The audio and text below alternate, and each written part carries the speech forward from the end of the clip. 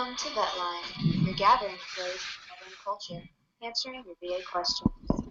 With your hosts, the Natron Don and your Uncle Whit. Good Monday. This is the Natron Don, and with me is the Uncle Whit, and you are listening to VetLine Radio. Thank you for joining us. Tonight, we're kind of talking about one of the biggest transitions you'll make becoming as you're getting out of the military and into your veteran life, and that is trying to focus on a career. And there's a lot of assets out there for us to acquire some knowledge and acquire education and acquire career, but it goes much farther than that. A lot of it relies on personality, and lucky for us, we have a veteran services representative from Oregon State, Uncle Whit. How you doing tonight, brother? Hey, I'm doing good. You know, I found my straw, man. It was hanging out somewhere. I sucked it up and got the energy to come out here. So yeah, we're glad to have you between the tears. It's been the tears and the pain and the diarrhea. Right. He just pulled himself out of the fetal position this morning to join us. You just don't know what it's like to cry on the can for hours at a time. Maybe you do. I don't know. I think being sick, for me particularly, the head cold is the worst. That I would rather puke all night. I just don't like the feeling that my eyes can literally explode at any minute. Yeah, see, and that's where you and I disagree very passionately. You like a head cold, or no, wait, you'd rather be puking, right? I'd rather be puking, yeah. Oh my God,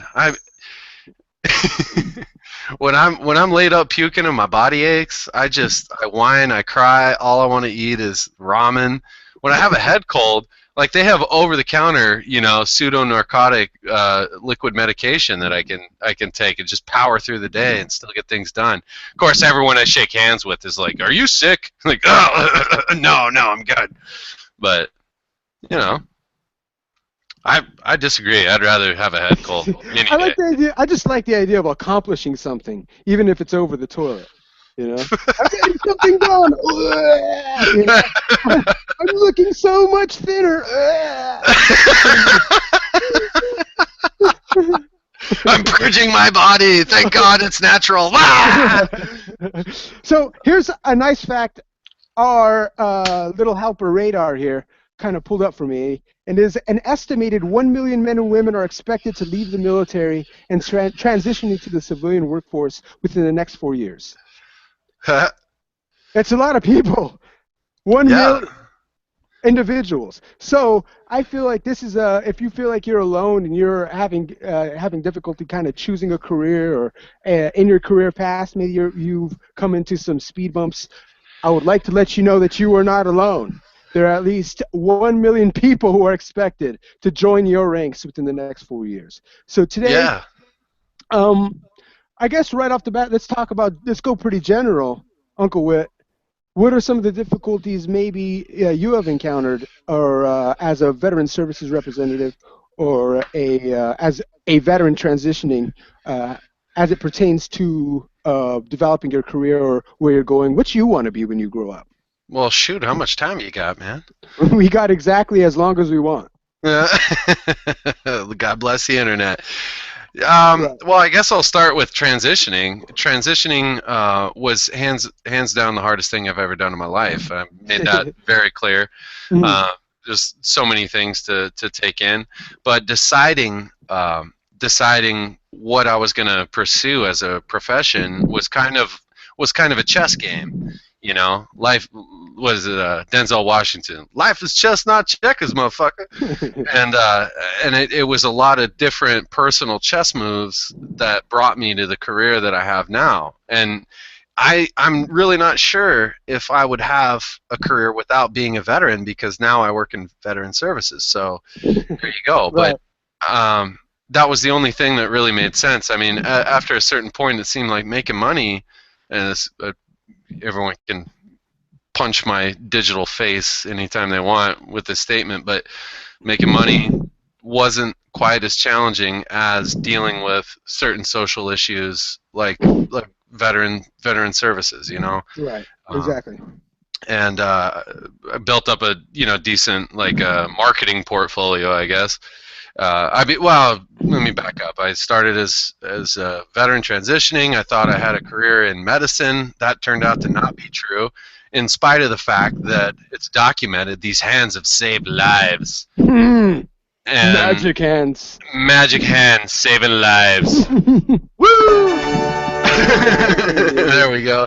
But yeah, I couldn't get a job in the medical field, and that really alienated me even more so from it than I was previous. And so, anyways, I decided I was just going to get back in school, use my school benefit. And when everyone was asking me, "Well, what are you going to do? You're going to keep with the nursing thing or the medical thing?" It was like, "No, I'm going to study English and literature." Well, let's stop you right there. What was your dream if you were to say, let's say 15 years old, we're going to catch you at 15 years old, you're past puberty, maybe, you've seen, you know exactly what you want. You're going to have to impress some women at some point. What was your dream job? Well, right now I'm not supposed to be married with a child and working a stable career. Right now I'm supposed to be holed up in a studio apartment in some dump in New York City and working on my second greatest novel of all time. Right. Now, bear in mind I haven't written the first yet. Right. So that was my dream job. But right. Was there a heroin addiction involved in this at some point? No heroin, but you can't party with heroin. We'll just say that. Yeah, it makes me too sleepy. Right. Yeah. So yeah, I don't know. I was supposed to be just broke and on my own, and making art and like writing. That was all I wanted to do, was just write. But life doesn't get in the way. Life just happens. Things happen. You fall in love. You have babies, and then you have new responsibilities. So this is this kind of, you entered college after you decided not to be the medicine field. God damn it, dude! At the medical field, I'm stuttering all over the place. Don't worry about it. Yeah, I know. The medical field was not viable for you. And so, was this going to be kind of your dream job? Were you about to approach and do kind of your learn exactly what you wanted to learn?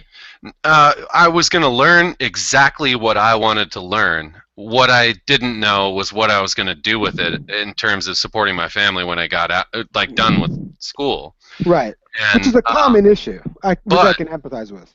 But being in the English literature field and all that stuff, I found a way to kind of synthesize my passions and my writing, theorizing, and just generally being pissed off about the kinds of things that people are saying about veterans that aren't veterans.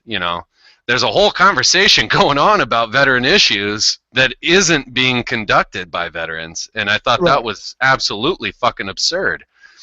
So I wanted to become part of that voice, and so I wrote a little bit and got a little love for one or two small things, and anyways, fast forward. Let's talk about what you got. I think it actually pertains kind of to what we're doing right now. Let's talk about that last award you won, because it is important, particularly because you entered school to write, right? You felt like you had a future. What was this award, and why did you? Or what was the topic that you won it? If you can kind of fill us in, I think it pertains well. Oh golly, this is the part that I'm supposed to be humble. Right, exactly. I don't want to. It was a writing award that was held on campus. Every year they had this thing for the English department, and they hosted a writing competition. And there's many different topics, and there were cash awards based on whether or not you won. And so, anyways, I decided at some point I was getting. I don't know, I was probably halfway, or I should say 3/4 of the way through my bachelor's, and they put the announcement out for that year's particular awards, and I picked one that I felt like I knew I could win. Of course, I entered to as many as I could, but but I had been working on a piece, an article regarding veteran, the veteran lens. So, anyone going to school or taking liberal arts courses such as English and critical theory, everyone has this lens. Every culture in America has a lens by which to reinterpret a piece of literature, and that's kind of the new age. Oh God, I don't want to get on literature. Anyways, I saw a lot of people that had a lot of lenses, but Right. there was no veteran voice, and so I tried to come up with the best model for interpreting works of literature through a veteran lens. That was more sort of abrasive, to the current, the current academic culture. Everyone wants to pretend to be into peace and harmony, and we're so smart that war is unnecessary, so we're not going to think about it. Yet here we are amidst a wartime country, and you have a certain section of the culture not thinking about it because they don't have to. Right. Lucky for them. And then you have another section of, this is younger veterans, of course, that volunteered to go and become part of a war effort, a violent institution, military, which is fine, we can say that. And then they have a transformative experience that gives them a new lens that they see the world through. So anyways, I wrote on that, and there was a particular one I went for, and I won it. I guess what I was getting at was essentially, if you could sum it up, you were talking about a warrior culture, veterans warrior culture, and veteran as. Oh, you want me to talk about the article? Right. Yeah. My bad. I wasn't very specific, but I wasn't guiding you very well either. So. Shame on you. Shame all around. I think. I think that we've talked about it a lot. I've brought up many ideas regarding the violence inherent of social bodies. In order for a group of people to exist and sort of collectively progress, however they do that, things have to die. Be they plants, be they other obstacles, whatever. Things die in order for individuals to come together and try to achieve progress. And I tried to illuminate that, and then also offer the civilian body a way to understand violence as an act. The way that I did that was trying to interpret a poem that uses proxy cultural violence as comedy. This poem is going off of cliches of police brutality, and I think it says something like my students want to tie the poem to a chair and beat it with a rubber hose to get a confession out of it. I want them to do something else, but that's what they want to do. And of course, I have a memory of a man being beaten with something, and so there's that. But yet I understand the comedic aspect. But I have these two things now. I'm okay with that if I share that with my classmates. Yes. Like I know what it looks like when a guy gets slapped across the face with a big ass piece of steel. Right. I know what cigar burns look like. I know exactly what you mean, dude. But let's say you say that out loud, it's gonna make the room a little awkward, right? It does, and then I try. Right. It's always what happens. I try to lighten it up with a laugh, but then everyone thinks I'm a sick fucking degenerate. You can't laugh. You can't laugh in that moment because you look like a psychopath, dude. You can't laugh. I've also said before that I want all veterans and their experiences. I want them to be vocal. I want them to own them, and I want people to freak out their civilian counterpart. So that's what I chose to do in those moments. But in the academic setting, like I said, I wrote a piece that was well received by people that had never had that experience. So maybe somebody learned something. Right. But I won And so- $500, so Word. So you won it. So you would say you did well. You write well. Would you say you're an intelligent guy? Oh, I don't know. I'm a guy with a lot of ideas. But... Hey, come on, guy. Come on, you. Don't be that fucking guy. Who are you, fucking Mother Teresa? Chilling with the fucking ego killing. Would you Yeah, say well, you're pretty smart, dude? I fancy myself smart as fuck. So Right, obviously. I'll own it. So, right, but I mean, if you felt like that writing was something you could do, that you had a passion for, right? Yes. I Yes. should probably put a period at the end of that sentence. What I would kind of follow up by saying yes, what I would follow that question up with is that I found motivation, I found structure. I don't know. When I was a kid, before I could write a couple poems and read them to a chick at a party, and you're so complicated. He's so tall. He's Right. he's so sensitive. I bet his dick is huge. Is it? Well, he's pretty sizable. No, I'm just kidding. Anyways, you felt like you could do one thing with something, and then I didn't have to write for 6 months because I might have gotten laid for some dumb shit I said in a random moment, right? Yeah, that's my acoustic guitar right there. After the service, I kept writing a bit, not structured by any sense, but writing being my passion, I tried to keep pace with it a bit and tried to read and blah, blah, blah, blah, blah. But when I got out and all of a sudden I had nothing, writing became way more important, because I got nothing. I've got no prospects. I got no job. Now writing, that's what I want to do. And then I got into school in order, literally, to support my family because the GI Bill, paid rent and all that. Writing became my source of income. So, and then the lessons I learned from the military about structuring yourself and making time to get the work done that needs to get done, I wouldn't trade any of it. It was, but again, I know that not all veterans. That's, I guess, why we're talking about it, right? Right. There's something kind of poetic about the topic that you chose, that you kind of won an award for, and then what you're doing now.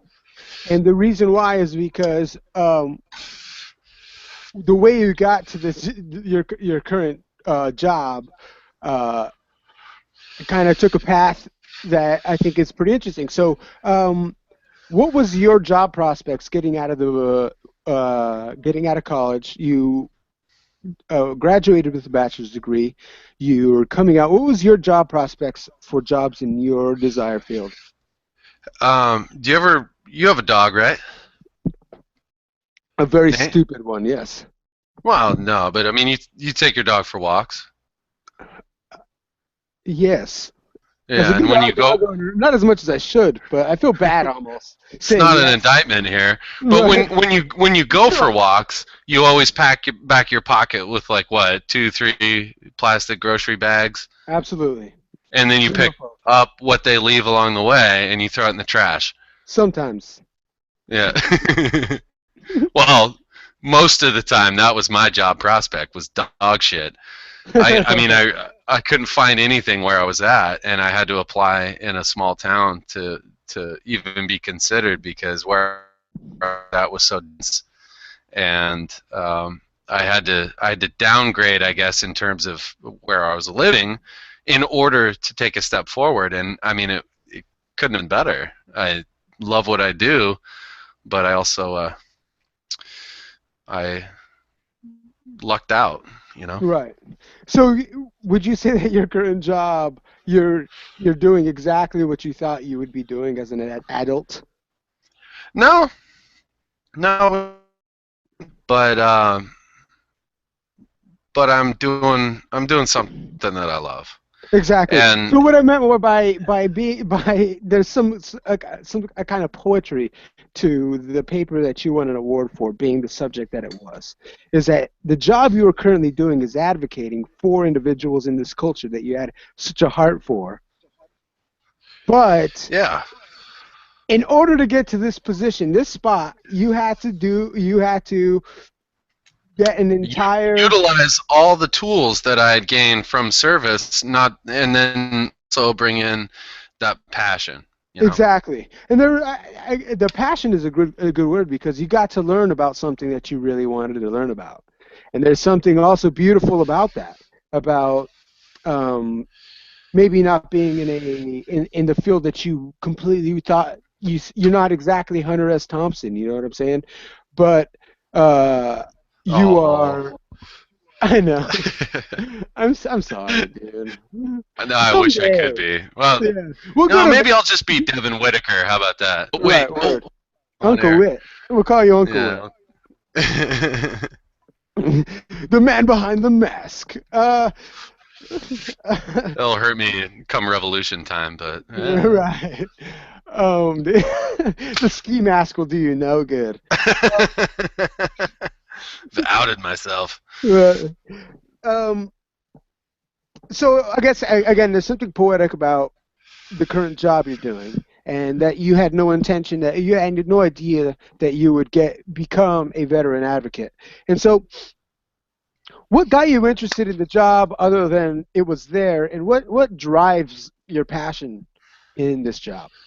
Well, mostly, gosh, when I got my benefits from the VA, I had somebody, that does what I do now, just fill out some forms and ask me some questions. And when those benefits came in, it changed my life. My wife was pregnant. I've said this all before, I'm sure. My wife was pregnant. I was not even close to being done with my education.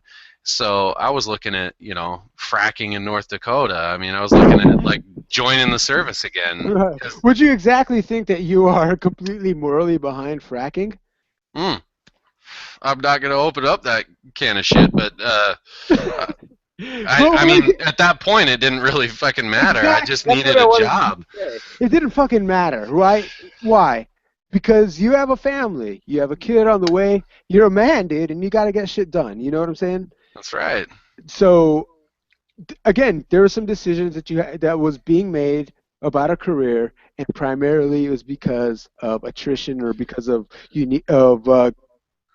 what's the word I'm looking for? God damn, now I'm radar. Give us. I can't remember off the top of my head.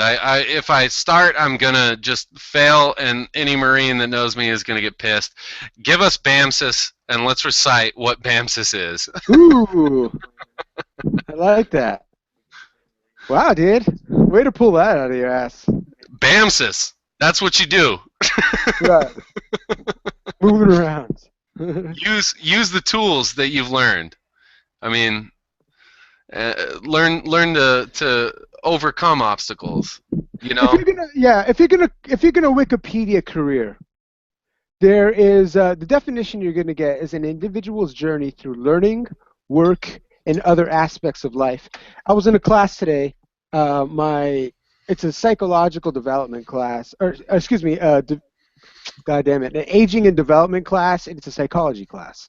Mm-hmm. And one of the things we talked about, just so happens today, honestly, is careers, jobs, occupations, definitions of that. It was serendipitous. Everything led to this point here tonight to be with you. So it was very, very interesting. But one of the things they brought up is that an occupation that really brought to my mind is that the occupation isn't just your job. Or your career isn't just your job, rather. Or what you're getting paid to do. It's what you're doing and how you're using your assets and how you're kind of moving through life and making yourself valuable. Maybe not even monetarily, but even in the community. And being a prior service member, that's a hard mountain to fucking climb down from when you get out, because you do have value. And maybe sometimes you don't recognize it until you've left.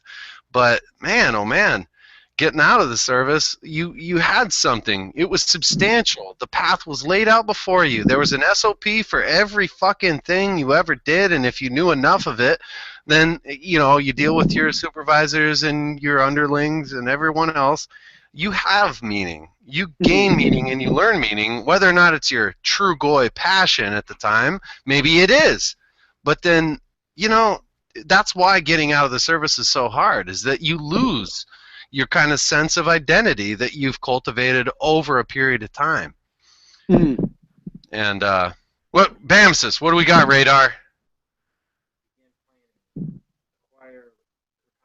Begin planning, acquire reconnaissance, make reconnaissance. He's not doing his goddamn job. You're fired. Radar.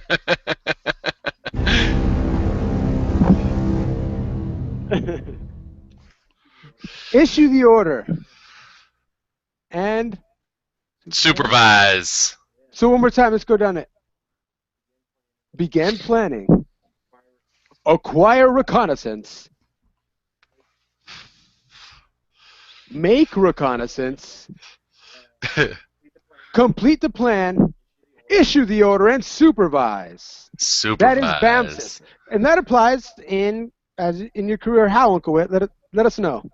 Well, I mean, I always remembered that, and like I said, I couldn't rattle off the acronym verbatim, but that attitude always stuck with me. Life is chess, not checkers, man.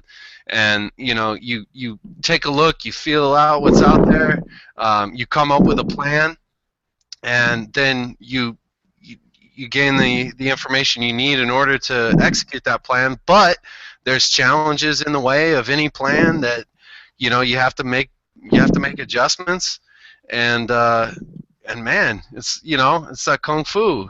Then after you come up with the best execution of the plan, you supervise and check out how that's working out for you. So, I always, like I said, I couldn't remember the exact algorithm, but man, BAMSIS was just it's kung fu. It's use the energy against you. In order to benefit yourself, and when you get out, there's a lot of energy running against you, and what you do with it, how you navigate it. I don't recommend becoming dependent on the VA. I recommend utilizing the benefits that the VA has to offer, which are great, education and otherwise. But we've talked about service-connected disability. It's the VA is an institution that owes you something for sure, but you gotta use it for your best benefit, and don't take it for granted, and don't become reliant upon it, because it might not be there forever. Right. So I think one of the biggest things as well is our ability to adapt. Something we've been able to we've achieved throughout our military career. Gumby, amigo. Exactly. Semper Gumby. Adapt and overcome. And this, especially as it comes to career and career opportunities, that's something I noticed has to happen. You got to be able to strike when the iron is hot, grab when it's available, seize, jump on opportunities, be able to deal with failure, rejection, and such. I'm glad we talked a lot about you, Uncle Whit, because I want to talk a lot about me now. Okay. No, I'm just kidding. But one of the issues I'm kind of coming up with is recently is that I have difficulty with focus. I have difficulty focusing on a single career, but I don't necessarily find that a bad thing. I find that I may find more satisfaction in being more diverse than having a single career path. And I brought that up because I wish, I hope anybody out there can kind of fill us in if they have a similar issue or similar state of mind, and how they're dealing with it. But I want to fill everybody in on a little bit on what I'm doing currently.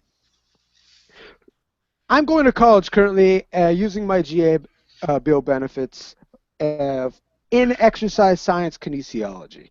I do jujitsu. I hate to say I do MMA because it sounds so pompous and douchebaggery, right? Like, I do the UFC, right? Like I should say that in every bar. Right. But I don't do fight in the UFC or anything crazy. I'm just a random dude who enjoys martial arts and who maybe would like to fight someday. But that's something I really have a passion for. And I've exercised my entire life, so kinesiology seems like a viable option. Okay, there's a few things you can do in that, but I also have a few other passions that is a little less vain and a little more beneficial to everybody. And that is, I am fascinated by compost. Something about, right, it is probably the most boring thing of all time for anybody else, but the process that goes on turning paper and kitchen scraps into mud, it blows my fucking mind, dude.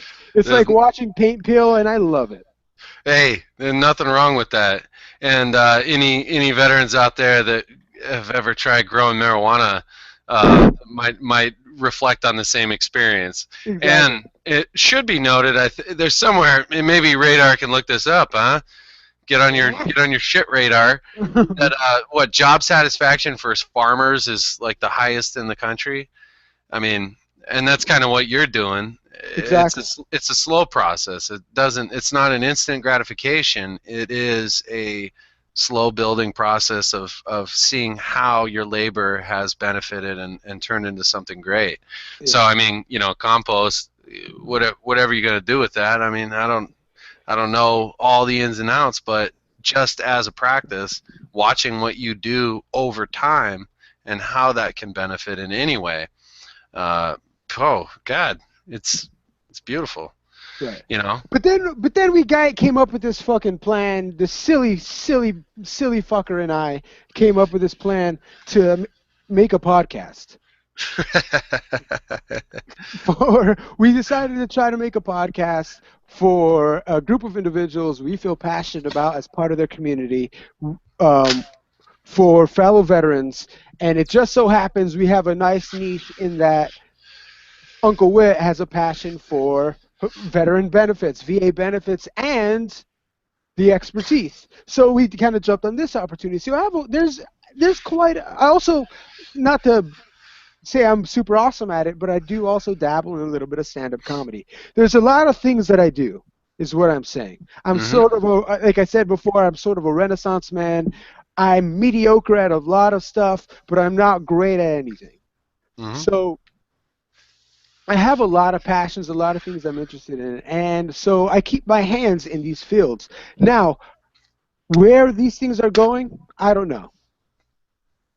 How I'm going to make it monetarily viable is because with this compost thing, how I decided to buy that I'm going to breed worms.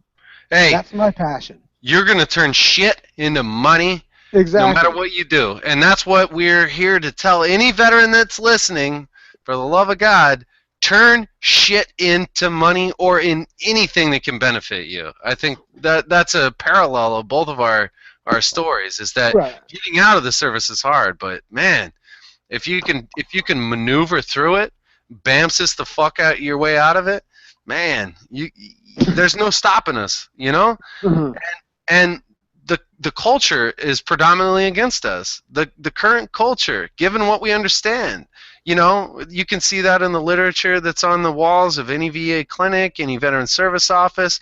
Are you thinking about suicide? Do you want to kill yourself? I really don't think most of us do. No, but we're largely regarded culturally as a problem demographic. And I say bullshit. I say absolute bullshit. We have tools and we have structure and motivation that if we carry it ourselves as individuals, every day, and we navigate, we make the small moves, the little things that ourselves, individually, we don't even notice. If we can make those little adjustments, man, there's no reason that history in 50, 60 years won't look back on this time and say, man, those post 9/11 vets, they really took shit under their control. They made shit happen for them and future. And we have a lot of other influences that factor into it. But what I see professionally and what I want for veterans is to feel empowered by their service, not fucking injured. Hmm.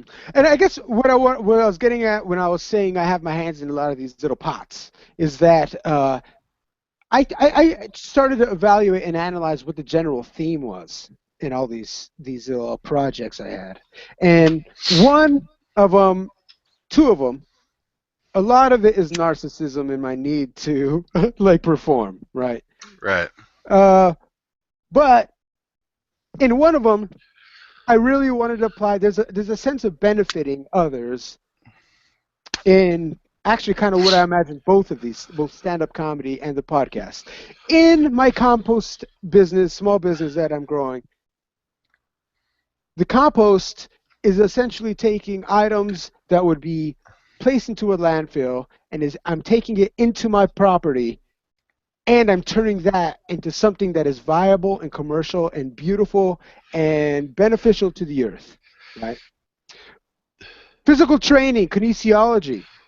It's going to emphasize health in the general population. I want people to be healthier. I want to train people to be better and more better at moving and more physically active. What does that do that's benefiting people? I found a theme in these ideas that was, how do I maximize benefit? Was benefit, benefit, benefit. How do I benefit myself, my clients, the environment, the economy, my local economy, my community? How do I benefit, benefit, benefit? And that was these are the careers that I found myself being passionate about.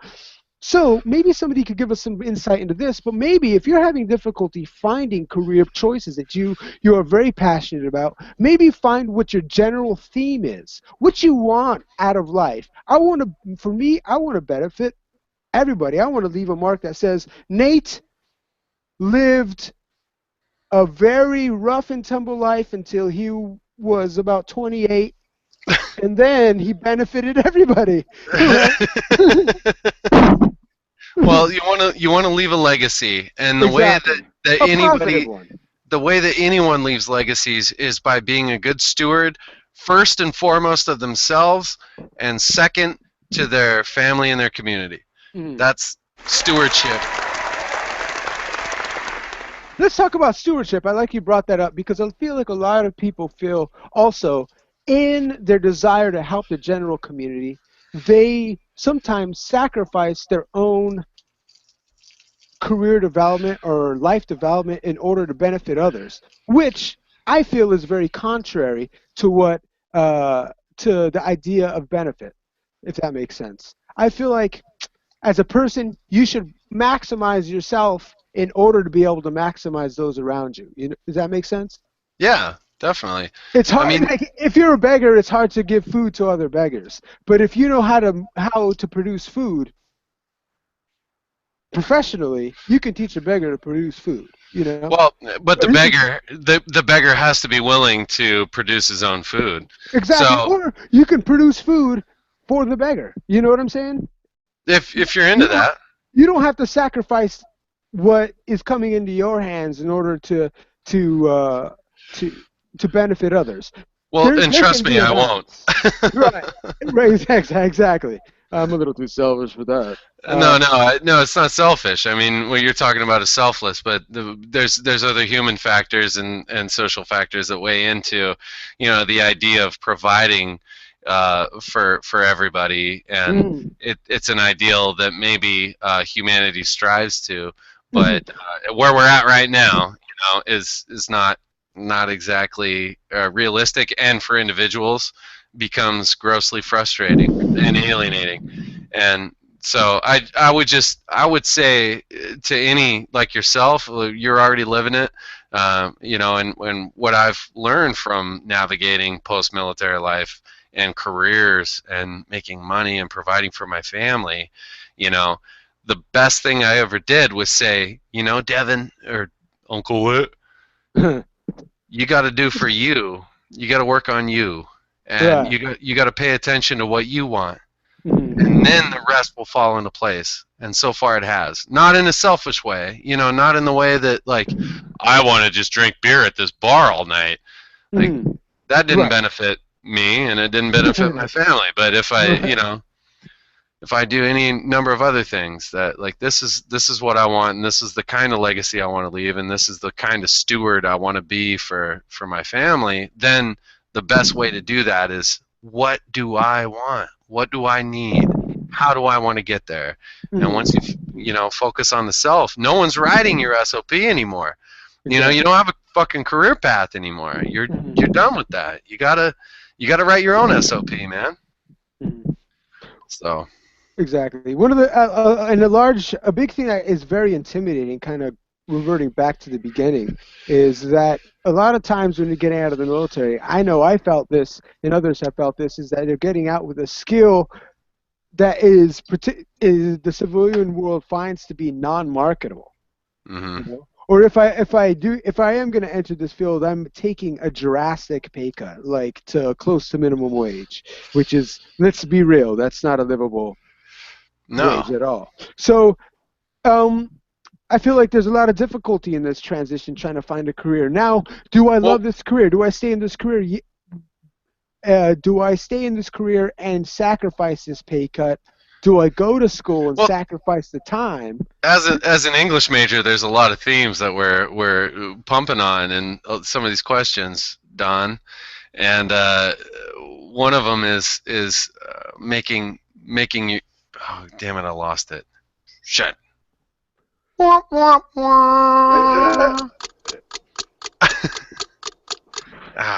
Sorry, I interrupted you. Keep going. No, but you said we were jump in back in if you remember it. I was saying that one of the big things is getting out with what was particularly considered a non-marketable skill, and you got to make a decision of whether to take the time to pursue that career as a profession throughout college, 4 to 6 years, maybe 8 years if you're going to be a doctor or something crazy, or you're going to enter the workforce and try to try to get a job, get all those benefits, things like healthcare, pensions, start that right away. It's almost like how you're going to focus your time post-military. And that's one of the biggest issues I had, because I've never been without a job. I've had a job since I was 12 years old. I sold papers when I was 12 years old in the median, and then I went to a bad kid school in junior high that only went to school 4 hours a day, 4 days a week, and so I still held a job throughout junior high. So I've held a job since I was 12 years old until I got out of the military. I remembered. The cultural narrative that we've all heard about joining the service is that the service will benefit you. And this is all largely based out of World War II era mentality. The World War I veterans were dogged out, but then before the country could get politically involved in a huge global engagement, they had to set up something that gave incentive to wanting to join the service in the first place. Now, those things are set. They're better than they ever have been historically. And let anyone shit on the VA all day, but it's better now than it ever has been, and it's the largest system of its kind globally. So that being said, we're going off of this narrative that the cultural body hasn't quite caught up yet with, because it's easy, if you don't join the service, to not really have to think about war. You don't have to think about it as something on your doorstep, And I guess that's a bummer, but one of the lessons that veterans of this era, particularly, or any other era, have learned is that, social institutions don't just exist on the virtue of their success. You can't make money if somebody's trying to kill you. So we've sort of quarantined it to this continent in a weird, incredible way that nobody has to think about it anymore. 9/11 was the first time that the United States had to think about violence on our doorstep, like massive wartime violence. And that affected me. You know, I grew up kind of like in high school watching Fight Club, going, man, I'm just so angry about shit, and I don't know why. And you know, Right. there's our generation is not of one that has a great war. Our great war is our lives, and well, whatever the lines were. No, that was the Great Depression. But see, now we've gotten out, and we had the biggest economic collapse since the Great Depression. Now, maybe it wasn't as bad as that. I'm not going to say it's in any way comparable, but at least by my experience. However, there's this huge economic downturn along with a war generation that kind of volunteer going, yeah, I didn't really know what I wanted to do, but maybe I can get some tools and some life skills and join the service. Or if you're like me and you're like, oh well, fuck it, there's a war going on, I don't really like washing dishes, then you kind of expect something when you get out. Right. And when that something isn't there, either the job or the social embrace. The social embrace being our generation better than Vietnam and all that, with full respect. But just in general, there are narratives that dictate the reasons that we join and create expectations when we get out. Hopefully. You talk about a social embrace, and I think that maybe at times maybe the embrace could be misdirected, if you know what I'm saying. Like a lot of times we're focusing on getting people into a job, right? Just any job. It doesn't matter. You go. I visited a career center. I visit the career center, and I keep in touch with the veterans representative there at the career center, and they'll send me emails, but every single email for one of these for a job fair is the Holiday Inn, Marriott, DoubleTree, you know what I'm saying, security firm. Yeah, I'll come at you with two different perspectives. I'll come at you with the first one that says, oh great, you served in the military, what skills have you learned? And maybe in our case, we had medical skills that we thought were going to be viable, but they weren't. You need more education. So, really, your skills just aren't that marketable. Right? There's one. Yes.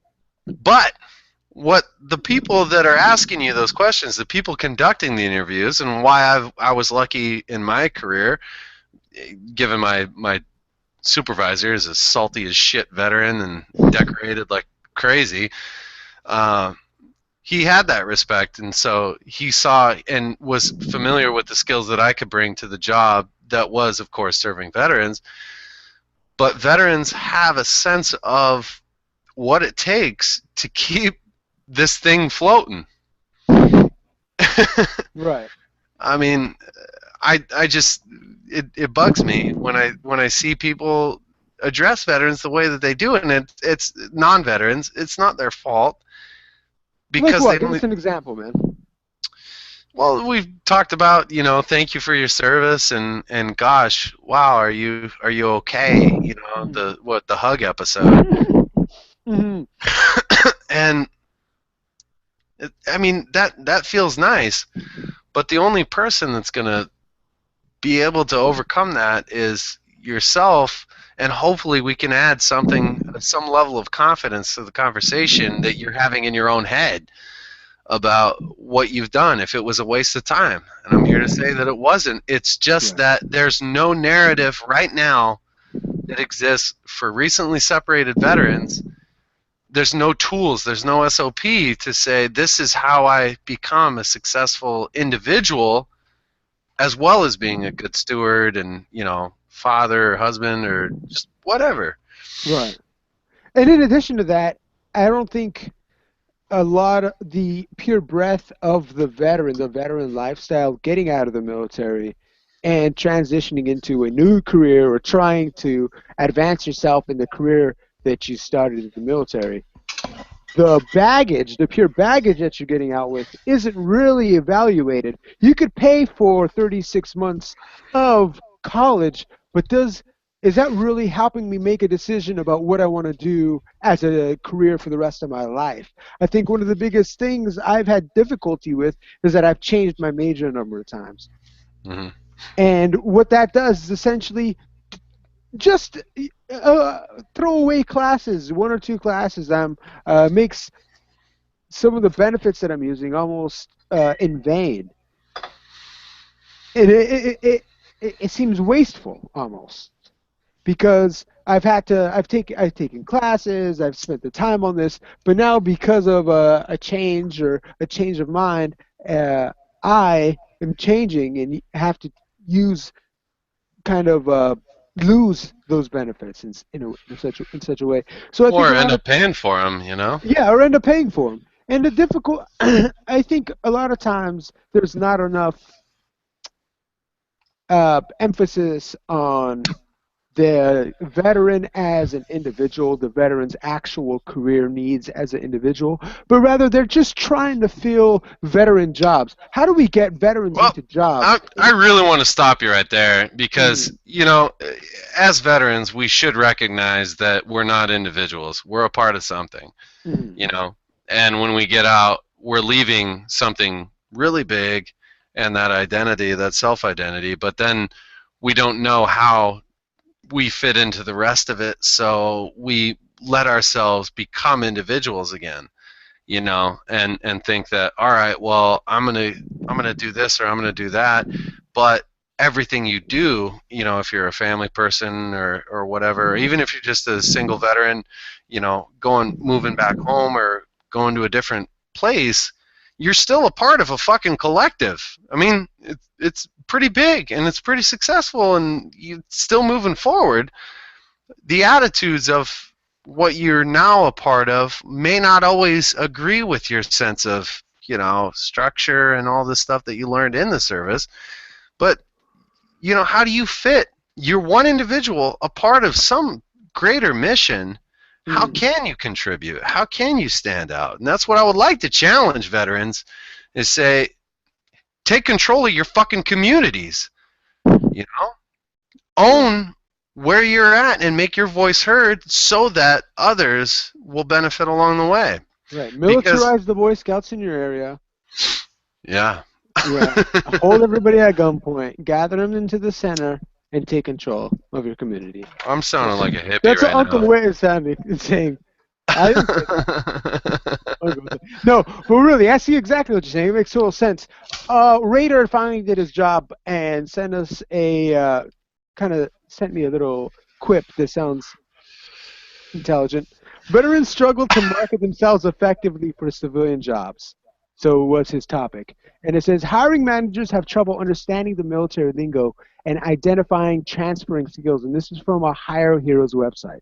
So essentially he's saying that the lingo, the Saying, actual military experience is completely lost on these hiring managers. yeah, I don't know what the fuck you're talking about. And I don't. I'm so insulated that I have the luxury of not giving a shit. So Exactly. because I don't know, because I haven't experienced it, I'm gonna disregard it. Right. And not to talk about all my and boost the ego of all my corpsman brethren, but you tell me if you've if you've experienced this, try to explain the breadth of an uneducated hospital corpsman's job to a civilian and see how they look at you. Yeah, Right? it's crazy. It Well, is. you need like you need 10 years of school to do that. And you're like, Exactly. well, no, you really don't. You just do it. Somehow you do it. You know? You do it because if you don't, something bad's gonna happen. You know? Exactly. Well, even I think of our times in garrison, my times in garrison, being in sick hall and being able to diagnose people, treat people, and really all I do is walk into my doctor's office and he signs off. You know what I'm saying? Yeah, and I And gotta that's all add, because of you learned, you had to research. He showed you these are the books you got to look into to learn about your fucking physical exams. These are how to, and you just learn all your assets, and you got the job done. And that was and try to explain that to somebody in the civilian world, and it's almost like it's impossible. Like you did something magical that uh, only savant, you know, could perform. No, I understand. Yeah. I think that I enjoy that aspect of it because I Right. don't do it anymore, more or less. If I still worked in that field, I think I would be upset that everyone else is operating on a level that's so, subordinate to my skills and my fucking dick swagger. Right. But But like it goes on, continue, try to have an engineer, Marine Corps engineer or Army engineer, try to have him explain his job to the foreman of a construction site. Or does that make sense? Or no, to, yeah. I mean, try to tell him, yeah, well, I not only dealt with the construction of shelters he couldn't even perceive, but also the electrical wiring, the heads, how to pipe heads, how to set up HESCO barriers and run heavy equipment. These are all these things I know how to do, you know. But You just blew my mind because I feel like I punked out with the English major. but, but you see, like it's how do you explain these and transfer these skills that you're very proud of into the civilian world? And oftentimes they fall upon deaf ears. And Well, we can. so What I'm saying though, it feels like what I want anyone to walk away from with this conversation is that we can sit around and bitch about it, or we can make our own path no because we bitch know about it. how. I'm just gonna. Oh, I don't want to do anything. I want to sit here and bitch. That's it. I'm Well, just kidding. No, no, you're absolutely right. We kind of need to be the masters of our own destiny, so to em- speak. empower yourself. Empower yourself. Um, I would like to kind of hit on one big point I think that we kind of skipped over, and that is trying to make a career or find a career, get, even find your journey with extra baggage like a family, kids, wife, uh, these things, but also the feeling of I felt. I guess what I'm talking, I'll speak from my personal experience. Is like we said before in earlier episodes, I'm kind of the main domestic keeper of my household. That means I'm the main child care. Excuse me. I provide most of the child care. I support my wife. She's going to school, working super hard, and he has a very successful and monetarily uh, Lucrative. lucrative skill. Today, Junior. Right. So, what I'm what I'm saying is, I had to find. I'd never really imagined myself, my journey, my career, taking this type of turn, being the primary child care domestic person, and I have learned to adapt a bit, and I've learned to how to keep focus, even though I have I feel like at times my school is lagging. I guess one of the things I'm trying to get at is at times I feel like I'm wasting time and that I'm not doing my job, and it feels like almost the things that I'm doing are in vain. But Or I feel are we talking about veterans, or are we talking about veterans, you? both, everything. We're talking. I am the veteran. But what I'm saying is, I just want to extend out kind of some positive vibes in saying that if you've ever been in a position where maybe you didn't think you were going to end up in the general career journey, that you're not alone, and that you can find kind of happiness and joy and pride in the job. One of the big things I found is that I've never been a particularly good housekeeper. I've never been Mm. Are yeah, you are you tidy. are you a messy one, Nate? I am kind of I'm not messy. I just procrastinate extensively, like to an addicted level. Like if I lived by myself and had enough money, I'd probably be a hoarder, you know? Mhm. Just because I like having all the stuff around to look at. Mhm. You know, like, I feel like I find things better. It's just, I don't know. It's not really I don't, but I think I do. But I'm not a very good housekeeper, but I learned now is that what I'm doing in the moment, trying to take a very Buddhist approach, I'm trying to take more pride in. Well, let me take an American approach, and Okay. I would say that you throw your dick on everything you do. Right. No, don't misinterpret that. But you're investing yourself in I make everything. everything smelly. Uh, you're investing yourself in your family, Mhm. and you're accomplishing the mission right now through being supportive on a domestic level, and that's what you have to do right now. And that's that. I don't know. I'm your buddy, so Right, word. Yeah, I but can. I guess what I'm trying to say is that if you feel like if you're out there or anybody, you feel like maybe the journey has slowed, as long as you're making forward progress and you're finding you feel like you're accomplishing and finding pride in what you're doing, I feel like you're a success. It's And I'm well, not just saying that just so it's to hard say to come off a fucking roller coaster, man, and just be cool with the way life feels for the moments after. right, right. You go on a thrill ride, or you go, I don't know, you go to a conference or something inspiring or whatever people do. Veterans are coming out of this zone of intensity and Mhm. structured.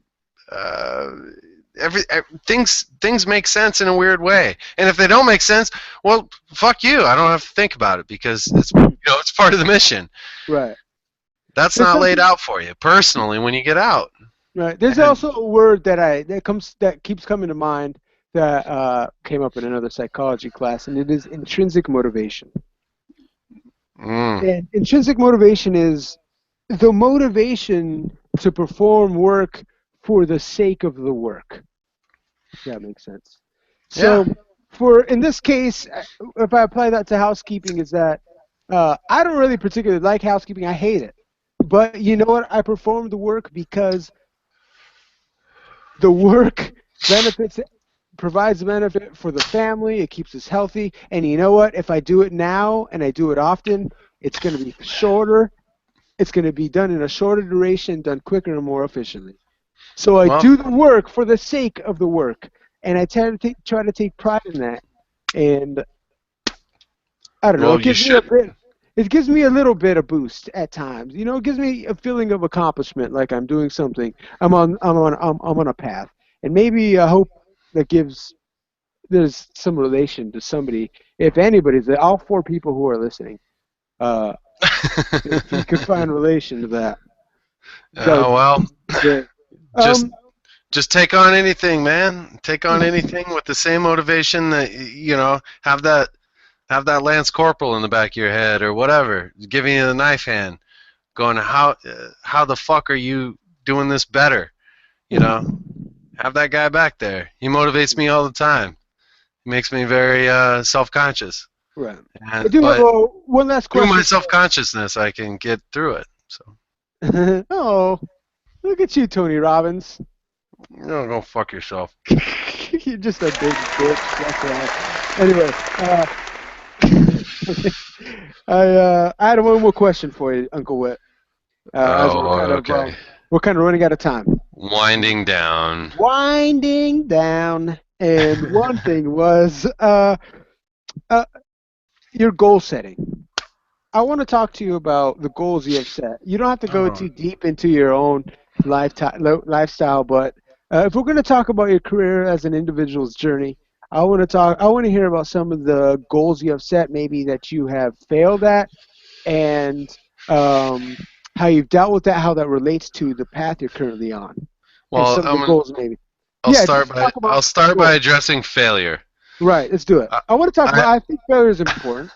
I haven't failed Ever? because Look at you. no, I haven't. And you know why?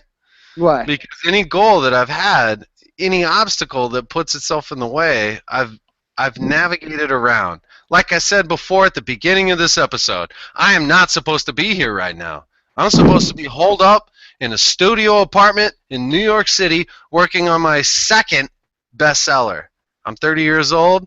I'm a post-war, generation self-proclaimed artist of sorts. This is not what I'm supposed to be doing. Yet, I haven't failed at shit. I mean, I look at that goal and then I see all the obstacles, or not obstacles, just the things, the life that happened in between, and I'm okay with that. I mean, I get more charge out of hanging out with my son at the end of the day when I get home and we go for a drive and he dances in the truck while we drive, and I mean, get the fuck out. Right. I'm not going to have that kind of joy in a studio apartment working on my second bestseller. Right.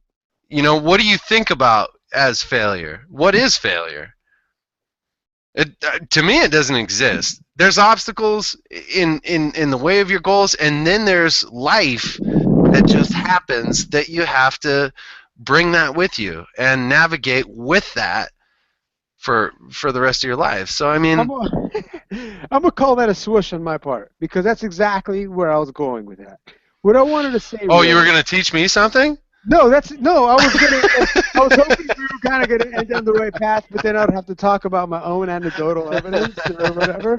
But you kind of hit on it like right down the center, no rim, right? And that was that at times you just gotta find your accomplishment and your happiness in other things, right? Right. Things change, and as life comes along, you're going to find happiness and your feeling of accomplishment and that dopamine rush or whatever you're going to get by being and accomplishing in the moment and being happy in the moment. That's what I feel. You don't have to fully comprehend of how this is going to be good for you in the future right this instant, but if it's productive, or it feels like the right thing to do, then yeah. And I'm not talking about that next beer or that next bullshit conversation you're going to have with someone sitting next to you at a bar that has no investment in your well-being whatsoever. Right. I'm talking about, the things, the intrinsic things that matter, that are a part of us. Well, I guess also you talked about failure, and that was you viewed failure differently in that for me, in my case, I view failure as I have like raging ADHD, right? So I'll get into something and I'll learn about it, and I'm sure this is going to be the thing I want to do, and I'll get into it, but then I'll get 2 or 3 steps in and find that I'm not that into it as I was before. And so oftentimes, usually used to be that I would quit and I would feel like I failed. But currently, if I take the Thomas Edison approach, I feel like I just found a lot of things that I was interested in, but was not willing to pursue, if that makes sense. Mm-hmm. And now I found a few things that not only am I interested and passionate about, I am willing to pursue it. I pursue at all costs, kind of thing. Well, and those things got me to this point. It kind of taught me how to be passionate, taught me how to set goals, taught me kind of how to fail and figure out expectations. Well, not how to fail, but how to navigate. Right. You don't fail. How to define failure in my own mind. You improvise, adapt, and overcome, man. Semper Gumby. And so I guess I would say is with goal setting a lot of times is we feel like goals are very concrete, and that as life changes and you have to adapt to the world, feel free to adapt your goals as well. Don't feel like you failed, or that things have fallen by the wayside because life has changed, or you've had a couple curveballs have been thrown your way. I also didn't answer your question, Nate. I'm going to interrupt you now. You didn't. God damn you. Go ahead. What do I want for myself? Yes. I want to live to see the day that veterans dominate Congress. I want to live to see the day that this generation takes ownership of the country and through democracy owns it with the lessons that they've learned. That's what I want to see, and that's what I think, this podcast is all about. That you're not Well, alone, right. that you're not worthless, and that you haven't failed. No matter where you're at right now, whether you're 80 years old or whether you're, a freshly separated combat vet or just, you cook some chow or, whatever, wherever the case is. You owned up, you manned up, you womaned up, you served. Now you have something more important than the rest of the social body has. No matter what the social body tells you, it's yours. You own it. So keep owning it. Right. And take it to the floor, man. Yeah. And don't underestimate your ability to lead and the value of that. Don't underestimate the ability to teach people about this stuff. Don't feel like you have to keep your mouth shut when, you're reading a poem in a stupid English class about beating someone over the face. Own it. Be Walter, man.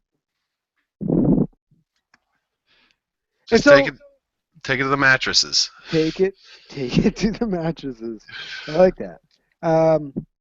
Well, we're kind of entering the back end of our broadcast this evening in our podcast, and I hope maybe we've hopefully probably provided with a lot of people some positive vibes and some encouragement. Well, even if we didn't, it's the internet. Who gives a shit? Right, exactly. but we will appreciate your ears and for listening to us this evening. Uncle Whit, you have any closing notes?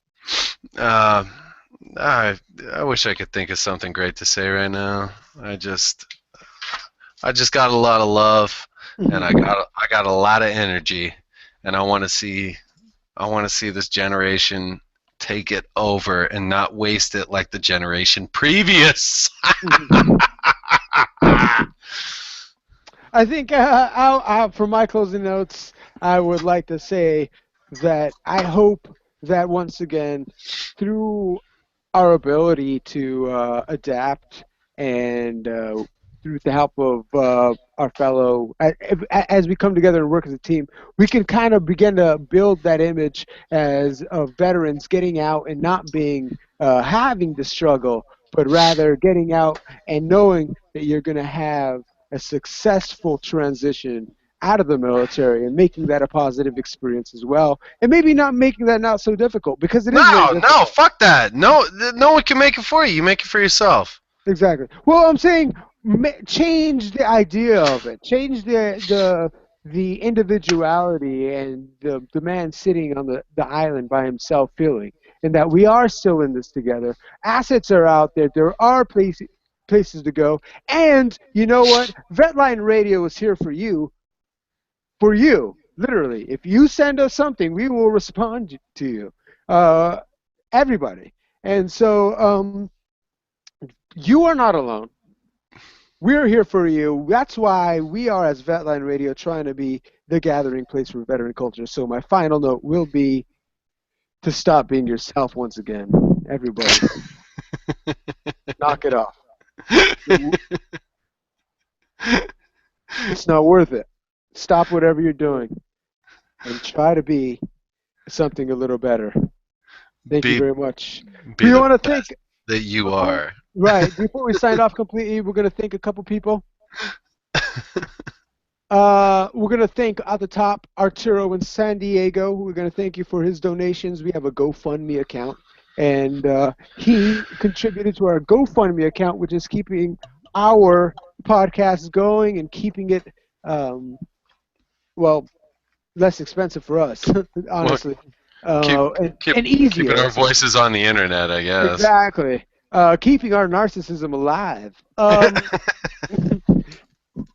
And we want to also, in addition, thank Robert as well in San Diego. He also gave us a very nice donation. Chris in Oceanside, thank you for your donation. Jason in Santa Fe, New Mexico, Oceanside, California being.